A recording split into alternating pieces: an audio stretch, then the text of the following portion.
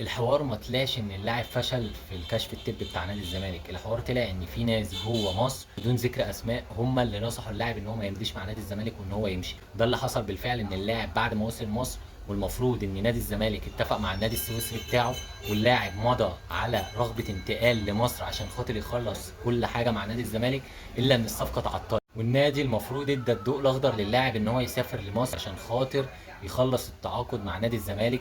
فشل اتمام التعاقد مع اللاعب بسبب ان اللاعب اتفق مع الرياض، واللاعب اتفق ان هو هيسافر السعوديه عشان خاطر يخلص كل حاجه مع الرياض. طب منين انت النادي بتاعك ادى الضوء الاخضر انك تسافر وانت مضيت على استماره او على عقد موافقه انك تروح مصر عشان تخلص كل حاجه مع الزمالك؟ الفكره ان النادي بتاعه ذات نفسه قال له انت مشكلتك دلوقتي مع نادي الزمالك مش معايا، ونادي الزمالك هو اللي قادر يمشيك او يوديك هنا او هنا، وهو اللي قادر ان هو ممكن يخليك تقعد في البيت.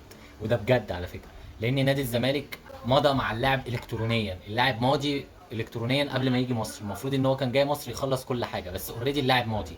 يعني لو اتفق مع اي نادي وخلص معاه وراح اتأيد، فهو اوريدي النادي ده توقف له كيد، وقع عليه غرامه، اللاعب ذات نفسه مش هيلعب وهيتوقف.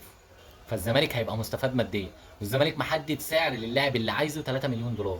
انا خلصت فيه، طالما الرياض عايز خلاص 3 مليون دولار، احلى مسا عليكم وهديهولكم. انما لحد دلوقتي اللاعب لو مضى مع اي نادي حرفيا النادي ده هيتعاقب. ودي تقريبا الحاجه اللي المستفاد منها نادي الزمالك واللي ما شفناهاش من سنين. جون ادوارد بيلعب على حته اللي هو انا هخلي النادي يستفاد ماديا كده كده، يعني كده كده سواء اللاعب معانا هنستفيد منه مش معانا هنستفيد منه في تلك الحالتين.